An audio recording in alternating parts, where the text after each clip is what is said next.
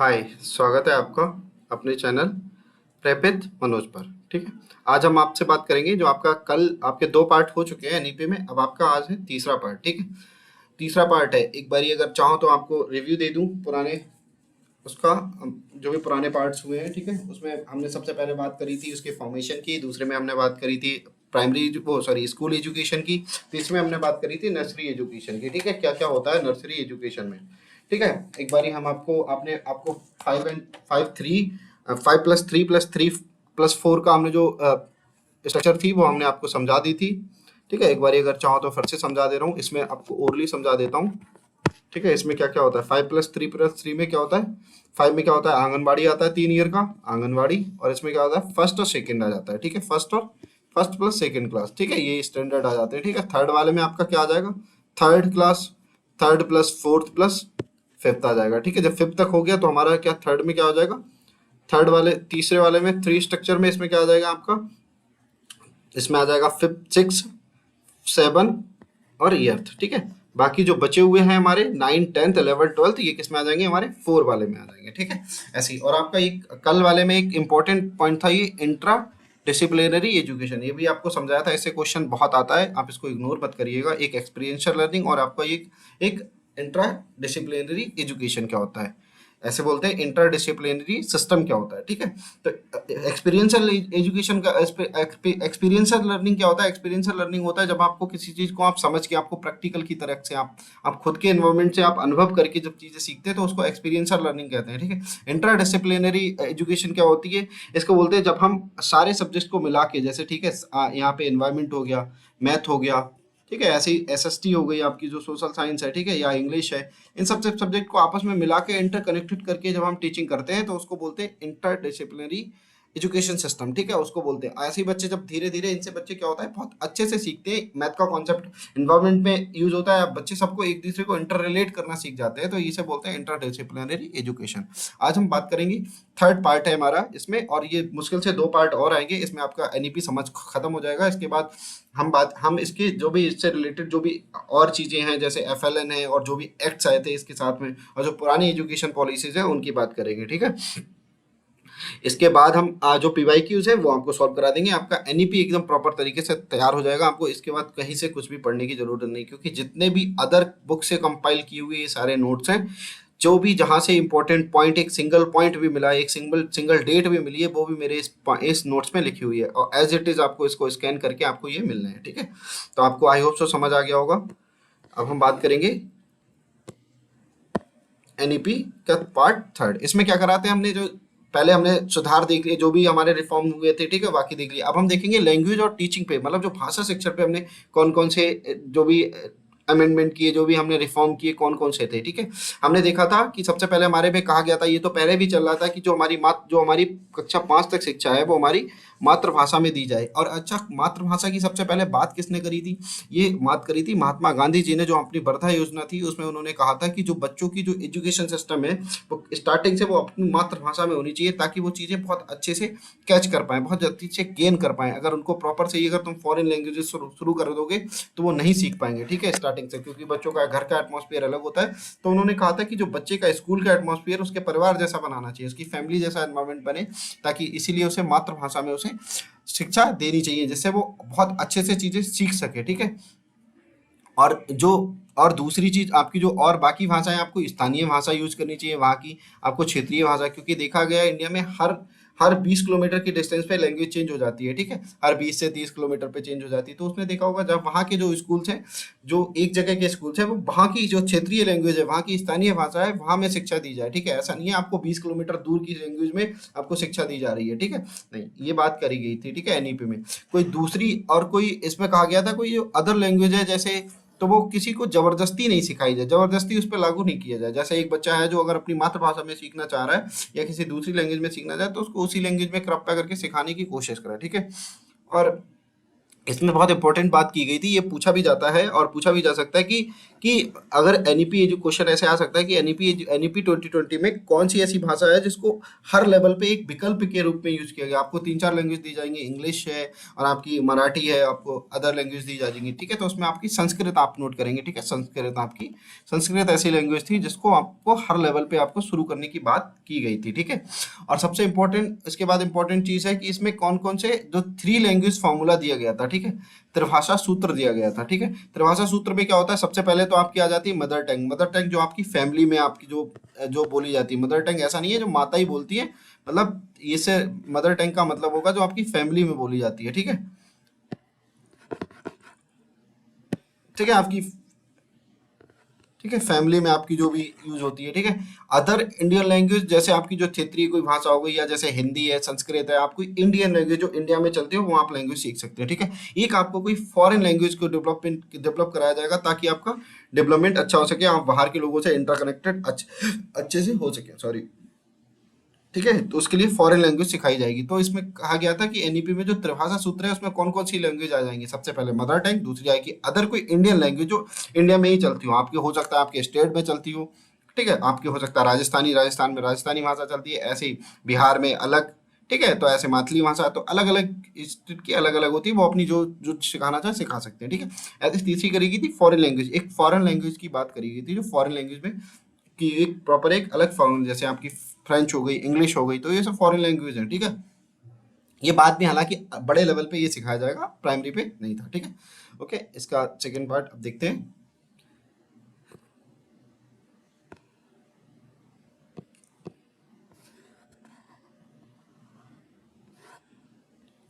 और आपकी, अच्छा सॉरी, यहाँ पे ये दिखाई नहीं दे रहा, मैं इसको लिख देता हूँ। इसमें एक बात की गई थी Indian Indian sign sign language,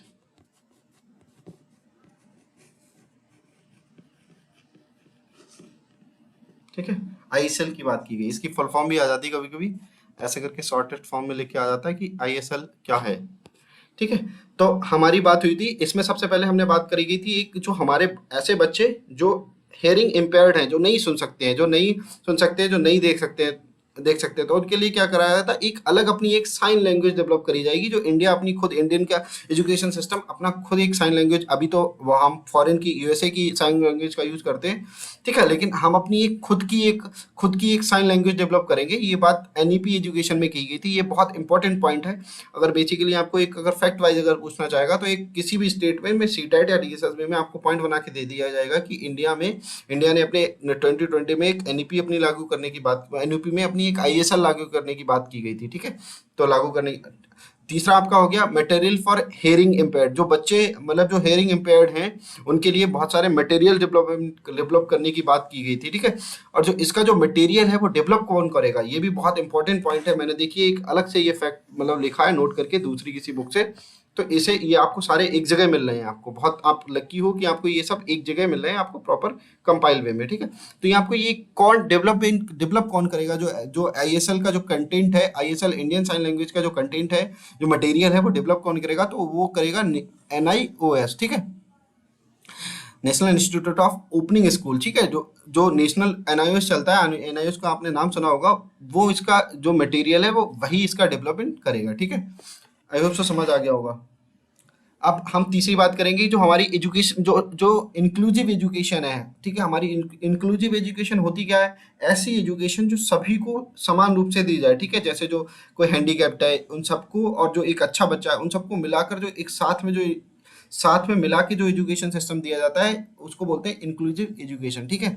inclusive education शुरू करने की बात क्यों कही गई थी कि जो सोशली और इमोशनली डिसएडवांटेजेस बच्चे हैं, जो ग्रुप है, ठीक है, इसकी कभी कभी फुल फॉर्म आ जाती है कि SEDG, ठीक है। जो सोशली इकोनॉमिकली, जो सोशली मतलब सामाजिक रूप से, और जो इकोनॉमिकली आर्थिक रूप से जो डिसएडवांटेज बच्चे हैं, जो पीछे पिछड़े हैं, उन बच्चों को ये सारे अवसर उपलब्ध कराए जाए। इसीलिए समावेशी से मैंने बताया था, सभी बच्चों को, किसी के साथ कोई भेदभाव ना हो, सभी को एक साथ पढ़ाना, उसको क्या बोलते हैं, इंक्लूसिव एजुकेशन होता है, ठीक है। तो इसमें जो सोशली फिर इकोनॉमिकली कैसे छूट सकते हैं बच्चे, ठीक है। और जो डिसवांटेजेस बच्चे हैं, जैसे जो वंचित क्षेत्र हैं, जैसे कुछ बच्चे ऐसे हैं जो जो मजदूरी करने लगते हैं शुरू से ही, ठीक है, जब उनकी पढ़ने की एज होती है तो स्टार्टिंग में अपने फैमिली के साथ अपने खेत पर जाने लगते हैं, तो उन सब बच्चों को मतलब इसमें सिखाया जाएगा, ठीक है।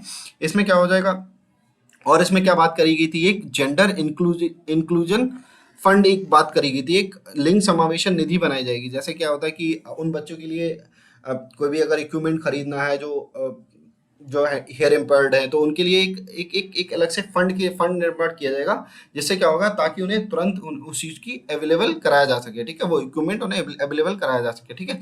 ऐसी एक स्पेशल एजुकेशन जोन बनाएगी, एक विशेष विशेष शिक्षा जोन बनाने की बात की गई थी, ठीक है। और इसमें जो बात करी गई थी, एक जो बाल वाटिकाएं बनाई जाएंगी, बाल भवन बनाए जाएंगे, ठीक है। बाल भवन क्या होता है, बाल भवन ऐसी जगह होती है जहां पर एक्टिविटी बेस्ड लर्निंग कराई जाएगी, ठीक है। जो वंचित क्षेत्र में बनेंगे, ये ऐसे क्षेत्रों में बनाए जाएंगे जहां एजुकेशन मतलब स्कूल्स बहुत दूर दूर है, ठीक है। तो वहां पे एक हर डिस्ट्रिक्ट में एक बाल भवन बनाया जाएगा, जो जिसमें क्या होगा कि हमें बहुत एक्टिविटी बेस्ड लर्निंग कराई जाएगी, जिसमें हमें फन बेस्ड लर्निंग कराई जाएगी, ठीक है। तो इसमें बात की गई थी, बात मतलब पूछा जा सकता है क्वेश्चन कि बाल भवन को बनाने की किस एजुकेशन पॉलिसी में बात की गई थी। आपको तीनों दे दी जाएंगी, एक 1992 की जो अमेंडमेंट है, और जो 1986 की, 1968 और 2020, ठीक है। तो आप आराम से आंसर कर सकते हैं कि इसमें बाल भवन बनाने की बात किस में की गई थी, और एनईपी में बात की गई थी, और हर जिले में बनाए जाएंगे, ये भी चीज है, ठीक है। और डे टाइम बोर्डिंग स्कूल शुरू किए जाएंगे, जैसे, ठीक है, जो डे टाइम बोर्डिंग स्कूल्स होते हैं, जैसे दिन में आप जाके पढ़ सकते हो, ठीक है, बोर्डिंग स्कूल्स वहां आप रुक सकते हो, ठीक है। तो ये बोर्डिंग स्कूल्स भी शुरू किए जाएंगे, ठीक है। ऐसे ही एक बहुत इंपॉर्टेंट सेगमेंट है कि आपके असेसमेंट में कौन कौन से सुधार किए जाएंगे, कौन कौन से ऐसे हैं जो असेसमेंट पे न्यू एजुकेशन ने बात की है कि असेसमेंट पे आपके कौन से जो रिफॉर्म्स हैं वो कौन कौन से किए जाएंगे। नंबर एक, सबसे पहले उनका हॉलिस्टिक डेवलपमेंट, जो प्रोग्रेस कार्ड है। जैसे आपने बचपन में देखा होगा कि हमें स्कूल से एक कार्ड मिलता था, उसमें दिखाया जाता है कि बच्चे के इस मंथ में कैसी, एक मंथ में, मंथ 1 में, मंथ टू में, ठीक है।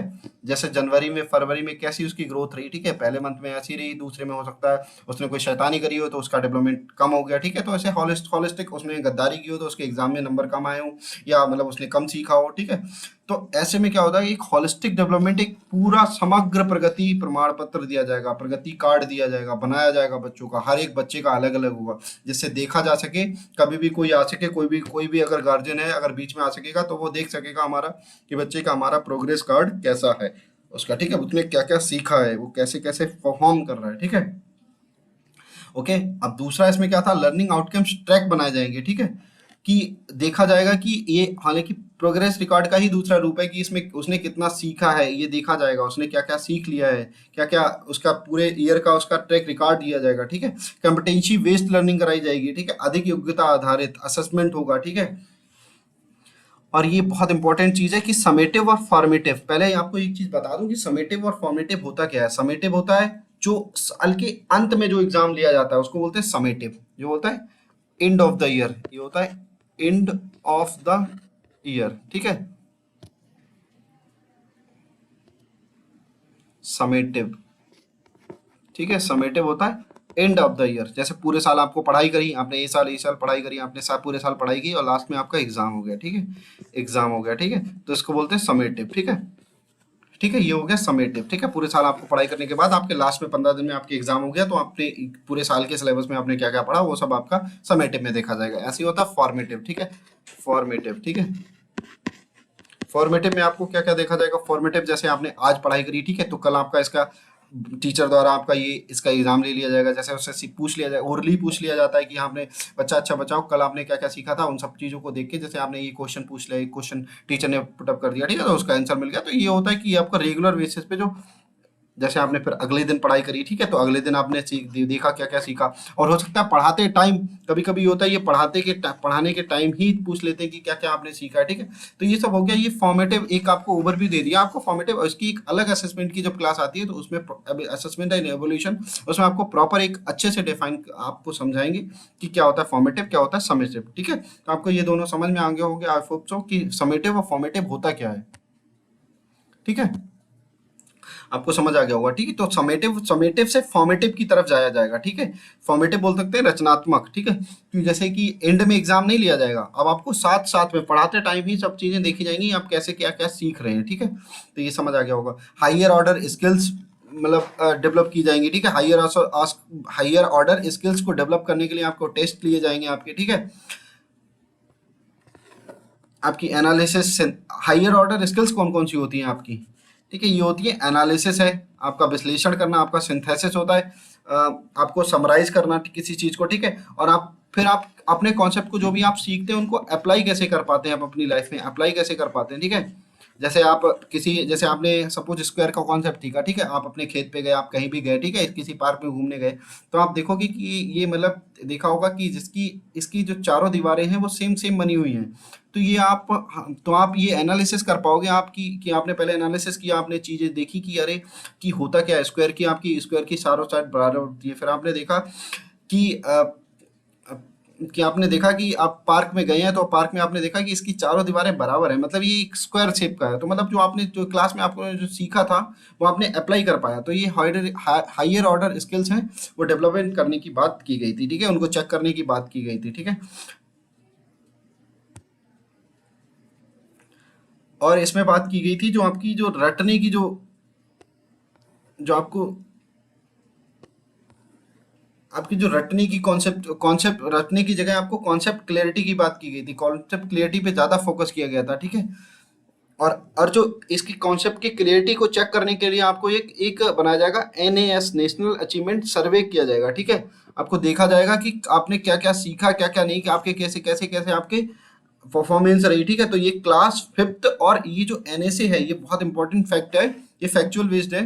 तो यहाँ पे आप पूछा जाएगा, आपसे पूछ लिया जाएगा कि जो एनएसए है, जो नेशनल अचीवमेंट जो सर्वे है, वो कौन कौन सी क्लास के लिए किया जाएगा। एक थर्ड लेवल पे होगा, फिफ्थ लेवल पे होगा और एर्थ पे होगा, ठीक है। एर्थ क्लास पे होगा, ठीक है। बहुत इंपॉर्टेंट है, इसको आप नोट कर लीजिए, इसको समझ लीजिए। और ये किसके अंडर में जो एनएसए डेवलपमेंट किया जाएगा, ये किसके अंडर में आएगा, ये सफल प्रोग्राम चला था एक, उसके अंडर में आएगा, ठीक है। सफल भी अलग से आपको पढ़ाया जाएगा, जिसके अंडर में एफएलएन चला था, एफएलएन भी शायद इसी के अंडर में चला था, ठीक है, सफल के अंडर में, ठीक है। आपको जो बोर्ड के एग्जाम है 11th 10th और 12th में केवल होंगे, ठीक है। 10th और 12th में पहले कहा गया था कि न्यू एजुकेशन पॉलिसी में 10th के बोर्ड खत्म कर दिए गए, लेकिन ऐसा कुछ नहीं हुआ था कि 10th के बोर्ड खत्म कर दिए गए। आपके बोर्ड के एग्जाम होंगे जो 10th और 12th पे होंगे, और जिनको एक हॉलिस्टिक रूप से डेवलप किया जाएगा, जो समग्र रूप से, जो केवल ऐसा नहीं कि एग्जाम बेस्ड ही होंगे, उन पर कुछ आपकी जो लर्निंग बेस्ड भी आपकी चीजें देखी जाएंगी। आप समग्र रूप से आपका पूरा डिजाइन किया जाएगा, इसके लिए अच्छे पैनल्स बैठाए जाएंगे, ठीक है। और आपका ऐसे ही एक नेशनल अचीवमेंट सेंटर खोला जाएगा, ठीक है। आपका एक इसमें बात की गई थी, नेशनल असेसमेंट सेंटर खोला जाएगा, राष्ट्रीय मूल्यांकन केंद्र का निर्माण किया जाएगा, ठीक है। एक स्टैंडर्ड, एक मानक निकाय होगा जो आपने सीखा है उसको परखने के लिए, ठीक है, परखने के लिए। इसका नाम भी इसीलिए रखा गया परख, ये इंपॉर्टेंट है। इसका आती है भी, फुल फॉर्म भी आती है कि आपके परख की फुल फॉर्म क्या होती है। परख की फुल फॉर्म होती है परफॉर्मेंस असेसमेंट रिव्यू परख। P for performance, A for assessment, R for review और A for analysis of knowledge for holistic development. अर्थात मतलब परख होता है performance assessment review and analysis of the knowledge for holistic development. मतलब आपके holistic development को चेक करने के लिए, आपकी एनालिसिस करने के लिए, उसका रिव्यू करने के लिए, उसका असेसमेंट करने के लिए, आपकी परफॉर्मेंस का, ठीक है, उसका होलिस्टिक डेवलपमेंट किया जाएगा, ठीक है। उसके लिए आपको एक नेशनल असेसमेंट सेंटर आपका बनाया जाएगा, ठीक है, का निर्माण किया जाएगा, राष्ट्रीय मूल्यांकन केंद्र। ऐसी ऊपर बात की गई थी, ऊपर किसकी बात की गई थी, एक बारी आपका एक नेशनल अचीवमेंट सर्वे की बात की गई थी, एनएसए, जो आपका क्या चेक करेगा, आपकी कैसे कि आपकी कॉन्सेप्ट क्लियरिटी कितनी है, आपको कितना सीखा है आपने, कि आपको ऐसा नहीं है आपका रटा हो, रटने को बंद करके आपको कॉन्सेप्ट क्लियरिटी कितना है, आपका फोकस कितना रहा, इस चीज को चेक करने के लिए आपका एनएसए बनाया जाएगा। लेकिन असेसमेंट करने के लिए, जो आपका एग्जाम्स का असेसमेंट है, आपकी कोचिंग मतलब जो आपने सीखा फाइनल में, उसके लिए आपका एक नेशनल असेसमेंट बनाया जाएगा, जो आपका ऐसे एग्जाम्स डेवलप करेगा, ऐसे मतलब फाइनल बाद में जो समेटिव और फॉर्मेटिव जो भी एग्जाम होते हैं, उनके लिए आपको ऐसे एग्जाम डेवलप करें जो आपके बच्चे की होलिस्टिक डेवलपमेंट को चेक करें, आपको एक छोटे से एस्पेक्ट का नहीं, पूरे बच्चे का डेवलपमेंट चेक करें कि आपने उसने बच्चे ने क्या सीखा। इसके लिए आपका एक परख इसका नाम था, जो असेसमेंट नेशनल असेसमेंट सेंटर का इसका नाम था परख। परख की एक बारी फुल फॉर्म एक बार फिर से रिवाइज कर लेते हैं।